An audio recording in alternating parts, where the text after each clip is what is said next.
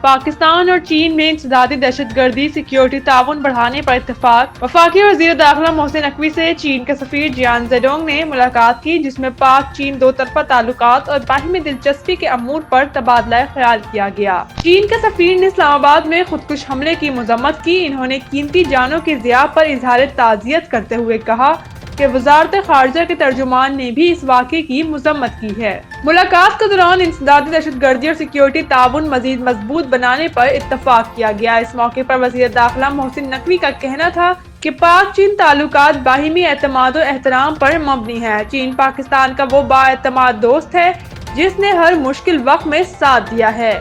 پاکستان دہشت گردی سے سب سے زیادہ متاثر ملک ہے۔ چینی سفیر جیان زیڈونگ نے کہا کہ پاکستان کے ساتھ بھرپور تعاون جاری رکھیں گے۔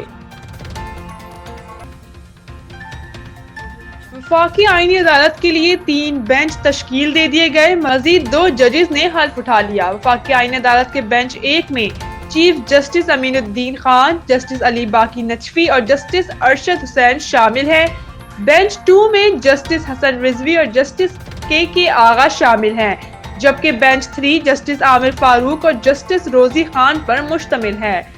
آئینی عدالت آج سے مقدمات کی سماعت کا آغاز کر دیا۔ آئینی عدالت کے ججز جسٹس عامر فاروق اور جسٹس حسن اظہر رضوی سیکنڈ فلور پر بیٹھیں گے، جبکہ اسلام آباد ہائی کورٹ کے جسٹس محمد آصف اور جسٹس خادم حسین سومرو کی عدالتیں بھی سیکنڈ فلور پر قائم کی گئیں۔ عدالتوں کی منتقلی کے باعث 2 ججز کی سماعت کی کاز لسٹ منسوخ کر دی گئی، جس میں جسٹس محمد آصف اور جسٹس خادم حسین سومرو کی کاز لسٹ شامل ہے۔ وفاقی عدالت کے 2 جج جسٹس روزی خان اور جسٹس ریٹائرڈ ارشد حسین شاہ نے حلف اٹھا لیا۔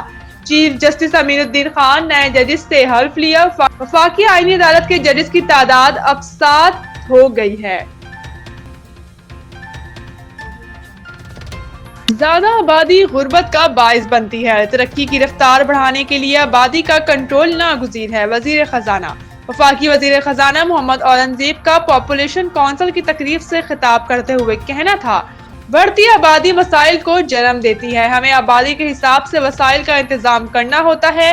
زیادہ آبادی مسائل اور غربت کا باعث بنتی ہے۔ محمود اورنگزیب نے کہا کہ پاکستان کی معیشت مثبت سمت میں گامزن ہے۔ آبادی اور معیشت ایک دوسرے سے جڑے چیلنج ہیں۔ پائیدار معاشی ترقی کے لیے متوازن آبادی ناگزیر ہے۔ انہوں نے کہا کہ موسمیاتی تبدیلی بھی عصر حاضر کا بڑا چیلنج ہے۔ حکومت کی توجہ ماحول دوست معیشت پر مرکوز ہے۔ وفاقی وزیر خزانہ نے کہا کہ کچی آبادیاں بھی مسائل کا باعث بنتی ہیں۔ کچی آبادیوں کا کوئی ڈیٹا حکومت کے پاس موجود نہیں ہوتا۔ ترقی کی رفتار بڑھانے کے لیے آبادی کا کنٹرول ناگزیر ہے۔ پنجاب دفعہ 144 میں مزید 7 روز کی توسیع، احتجاجی سرگرمیوں پر پابندی برقرار۔ صوبائی محکمہ داخلہ نے ہفتہ 22 نومبر تک دفعہ 144 کے نفاذ میں توسیع کا نوٹیفیکیشن جاری کر دیا۔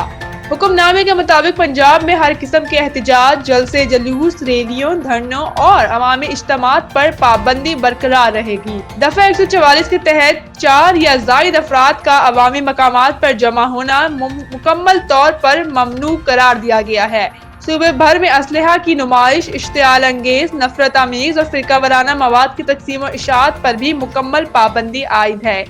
اسی طرح لاؤڈ اسپیکر کے استعمال پر بھی پابندی برقرار رہے گی، البتہ صرف اذان اور جمعے کے خطبے کے لیے اس کی اجازت ہوگی۔ نوٹیفیکیشن کے مطابق شادی کی تقریبات، جنازے اور تدفین پر اس پابندی کا اطلاق نہیں ہوگا، جبکہ سرکاری فرائض انجام دینے والے افسران و اہلکار اور عدالتیں بھی مستثنیٰ ہیں۔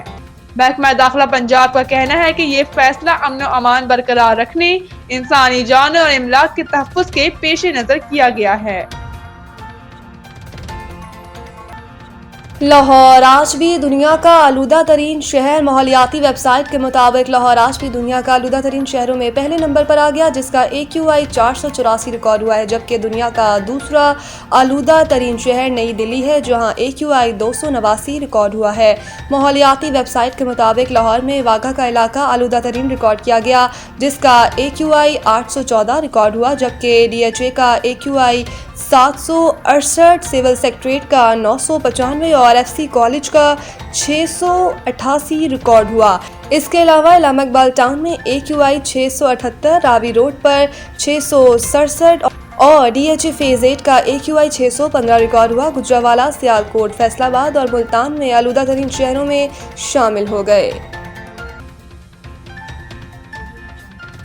پاکستان شاہینز کا بھارت کو ہرانا ہم سب کے لیے فخر کا لمحہ ہے۔ Mohsin Naqvi, chairman Pakistan cricket board. Mohsin Naqvi نے بھارت اے کے خلاف پاکستان شاہینز کی فتح کو فخر کا لمحہ قرار دے دیا۔ محسن نقوی نے رائزنگ سٹار ایشیا کپ میں پاکستان کی فتح پر کہا کہ ٹورنامنٹ میں دبنگ، نڈر اور ناقابل فراموش پرفارمنس قابل تعریف ہے۔ دوسری جانب چیئرمین PCB نے سری لنکا کے خلاف ون ڈے سیریز میں کلین سویپ پر بھی مبارکباد دی اور کہا کہ بیک ٹو بیک شاندار پرفارمنس پر کھلاڑیوں، کوچز اور انتظامیہ کے جذبے پر فخر ہے۔ انہوں نے کہا کہ ان لڑکوں پر بھروسہ اور یقین رکھیں، یہ ملک کے لیے اپنا سب کچھ دے رہے ہیں۔ اس کے علاوہ گورنر سندھ کامران ٹسوری اور وزیر اعلیٰ سندھ مراد علی شاہ نے بھی ون ڈے سیریز میں کامیابی پر کرکٹ ٹیم کو مبارکباد پیش کی۔